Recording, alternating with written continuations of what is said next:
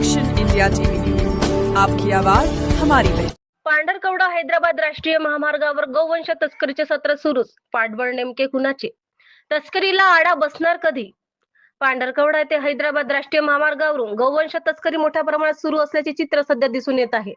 दिवसाढवळ्या तसेच रात्रीच्या वेळी शेकडो जनावरांनी भरलेले ट्रक महामार्गावरून सर्रास जात असल्याने नागरिकांत तीव्र चर्चा सुरू आहे. वडकी ते पिंपळखुटी काही तस्करांकडून जनावरांच्या गाड्यांची पायलटिंग केली जात असून पांढरकवडा शहरापर्यंत ही वाहतूक निर्विघ्नपणे होत असल्याचे बोलले जात आहे. विशेष म्हणजे पांढरकवडा परिसरातून पुढे ही वाहतूक अधिक मोकळेपणे सुरू असल्याने नागरिकांचे म्हणणे आहे. पूर्वी अधूनमधून गौवंश वाहतुकीवर पांढरकवडा पोलिसांकडून कारवाया होत होत्या. मात्र अलीकडील काळात अशा कारवाया पूर्णपणे थांबल्याचे चित्र असून त्यामुळे तस्करांचे मनोबल वाढल्याची चर्चा आहे. महामार्गावरून दिवस रात्र सुरू असलेली ही वाहतूक पाहता कुठेतरी प्रशासनाचा दुर्लक्ष किंवा मूगसंबंधी तर नाही ना, असा सवाल नागरिक उपस्थित करीत आहे.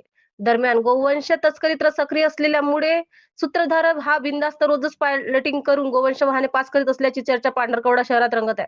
या प्रकारामुळे सामान्य नागरिकात नाराजीचे वातावरण असून पोलीस प्रशासनाच्या भूमिकेवर संशय व्यक्त केला जात आहे. या गंभीर प्रकरणाची तातडीने चौकशी करण्यात यावी, ठोस कारवाई करण्यात यावी, असे दोषींवर कठोर पावले उचलावीत अशी मागणी गौप्रेमीकडून होत आहे. सहसंपादक कुणाल पेंदो.